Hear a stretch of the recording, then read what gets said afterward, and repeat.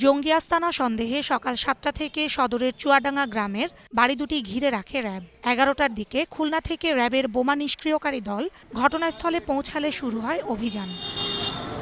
অভিযানে বাড়ি দুটি থেকে ৫টি শক্তিশালী বোমা ও বাড়িগুলোর পাশের বাঁশঝাড় থেকে সক্রিয় দুটি সুইসাইডাল ভেস্ট উদ্ধার করা হয়। আশেপাশে আরও বিস্ফোরক থাকতে পারে সন্দেহে ৫টি নতুন স্থানকে চিহ্নিত করে অভিযান চালায় র্যাব। পরে সেগুলোর একটি থেকে ১৮টি ডিনামাইট স্টিক, একটি অ্যান্টিমাইন ও বোমা তৈরির ১৮৬টি সার্কিট উদ্ধার করে র্যাবের বোম ডিসপোজাল ইউনিট। আমরা প্রথম যে লোকেটটা ফাইন্ড আউট করছি ওইটার মধ্যে আমরা তল্লাশি করে ওখানে মাটির নিচ থেকে 2টি সুইসাইডাল ভেস্ট অ্যাক্টিভ অবস্থায় এটা উদ্ধার করা হয়েছে।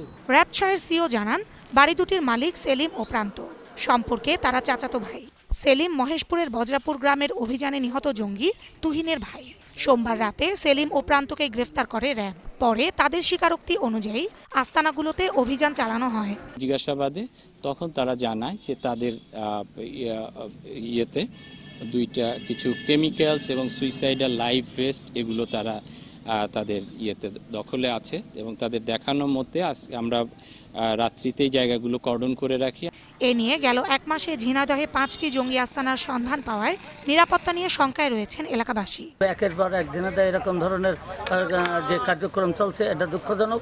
এটা আরও বেশি তলিয়ে এটা গোয়েন্দা বিভাগকে তৎপর হতে হবে। কিন্তু এরা হচ্ছে অরিজিনালি এগুলো সম্পূর্ণ কাজের সাথে জড়িত।